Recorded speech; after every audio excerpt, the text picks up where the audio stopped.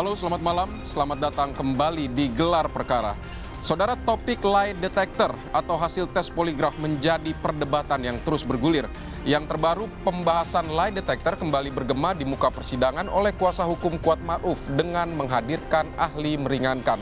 Lantas, apakah sebenarnya hasil tes poligraf ini memiliki pengaruh kepada para terdakwa? Kami akan hadirkan cerita di depan maupun belakang layar dalam Gelar Perkara spesial. Pembuktian hasil tes poligraf.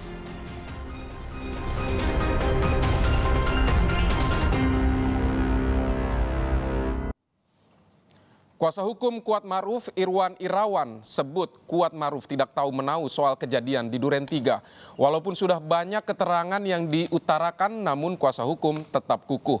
Kuatma'ruf tak dapat dijerat pidana pembunuhan berencana. Apakah benar Kuatma'ruf tidak tahu soal kejadian di Duren 3? Berikut penelusuran jurnalis Kompas TV Masni Rahmawati. Kuatma'ruf sendiri tidak tahu menahu akan adanya peristiwa di Duren 3 karena dia tidak masuk dalam lingkup yang sempat ditemani bicara oleh Pak FS di lantai 3. Terus saat saudara ketemu dengan saat itu saudara bertemu dengan Kuatma'ruf di dalam atau di garasi? Saya tidak ingat pasti, yang jelas di dapur menuju. Di dapur menuju dapur. Kemudian saudara perintahkan Kuatma'ruf untuk manggil Joshua.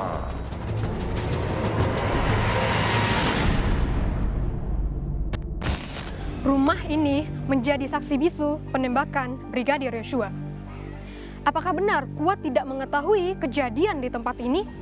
Dari setiap keterangan terdakwa dan saksi, nama Kuat terus disebut saat menjelaskan lokasi kejadian. Lalu bagaimana dengan keterangan Kuat soal menutup pintu di rumah Duren 3?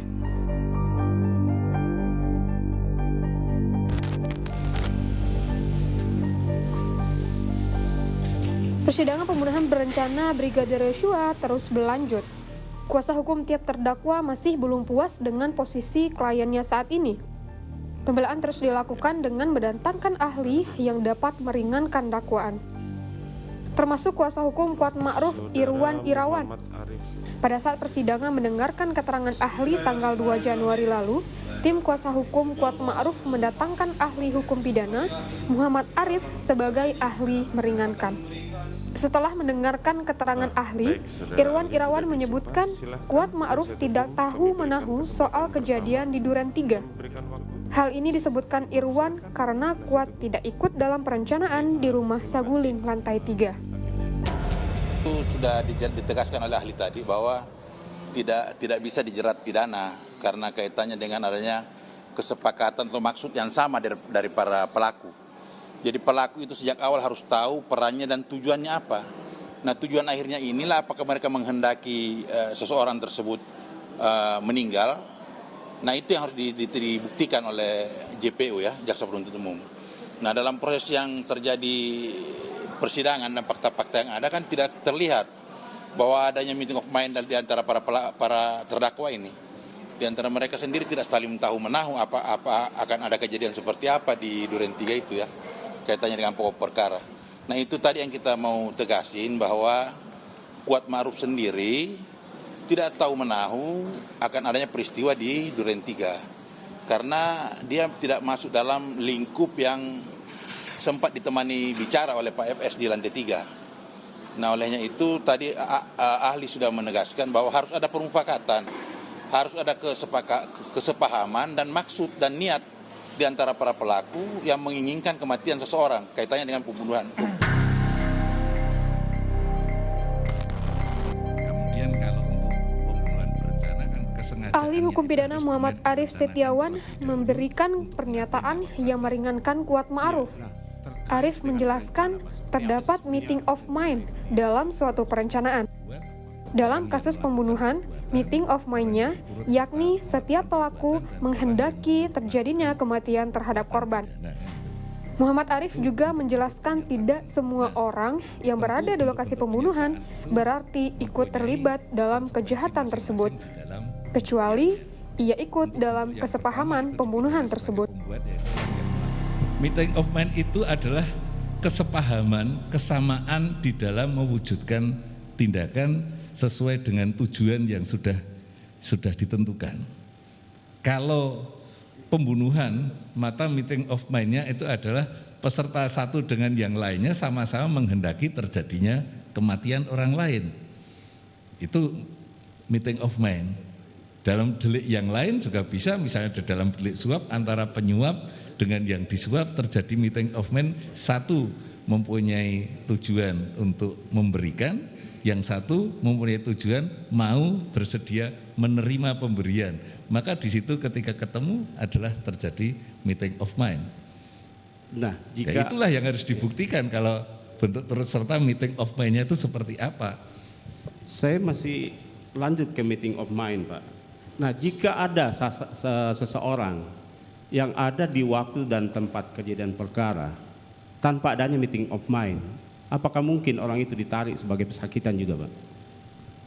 Ya, karena tadi sudah saya sampaikan kalau itu bentuknya adalah turut serta itu harus ada meeting of mind, maka tidak semua orang yang berada di dalam satu tempat ketika itu terjadi satu kejahatan itu berarti turut serta kan itu. Tergantung dari tadi apakah dari orang yang ada di situ itu terjadi kesepahaman yang sama enggak untuk terjadinya kejahatan tadi yang dimaksud. Kalau itu ada kesepahaman yang sama di antara orang yang ada di situ, berarti ada meeting of mind-nya, berarti dia turut serta. Tapi kalau tidak ada, berarti tidak ada keturut sertaan kan gitu. Itu semuanya sudah menyangkut tentang pembuktian saja.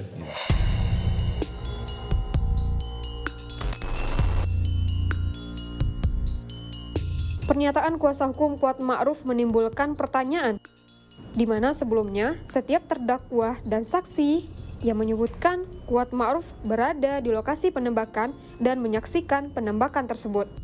Pengakuan Richard Eliezer sebut Kuat Ma'ruf bersama dirinya, Ferdy Sambo, bersama-sama dari rumah Saguling ke rumah Duren 3 hingga terjadinya peristiwa penembakan tersebut.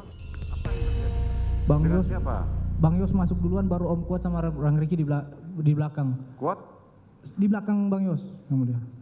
Itu masuk, itu Pak Efes langsung lihat ke belakang, yang mulia. Baru, sini kamu.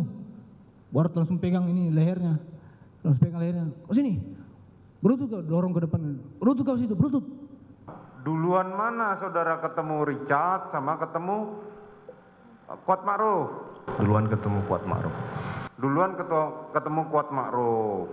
Terus saat saudara ketemu dengan, saat itu saudara bertemu dengan Kuat Ma'ruf di dalam atau di garasi?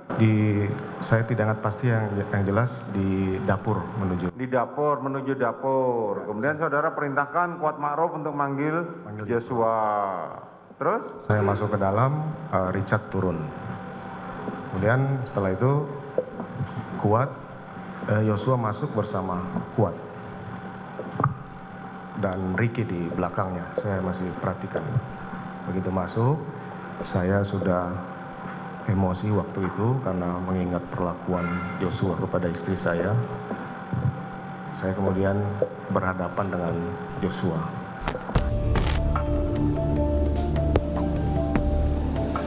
Bukti lain, Kuat Ma'ruf berada di lokasi kejadian dan tahu kejadian penembakan tersebut saat ia menutup pintu depan rumah dan pintu balkon. Namun, hal ini pun dibantah oleh kuasa hukum Kuat Ma'ruf. Irwan Irawan sebut, sesuai dengan penjelasan ahli hukum pidana, Kuat menutup pintu tersebut tidak termasuk ke dalam perencanaan atau meeting of mind. Kalau orang berada pada tempat di mana dia hanya kebetulan berada di situ, itu kan tidak bisa dimasukkan kategori orang yang terus serta merencanakan. Termasuk menutup pintu itu kan mereka tujuannya apa dulu? Ahli juga sudah menjelaskan tadi, tujuannya apa dulu dia menutup pintu. Kalau hanya untuk rutinitas dia menutup pintu karena sudah malam, sudah sore, itu kan tidak bisa dijadikan bagian dari rencana yang didakwakan jaksa bahwa itu kaitannya dengan rencana pembunuhan. Nah, sehingga apa dia punya keinginan, apa dia punya sikap batin pada saat dia tutup pintu itu tujuannya apa? Kalau tujuannya hanya untuk sebatas rutinitas dia sebagai ART yang sudah lihat kondisi sudah sore, itu kan bukan bagian dari proses yang didakwakan jaksa bahwa itu bagian daripada 340. Bang, tapi KM kan bukan ART yang biasa menutup pintu di Duren 3, bukan dia yang kan bertugas di situ.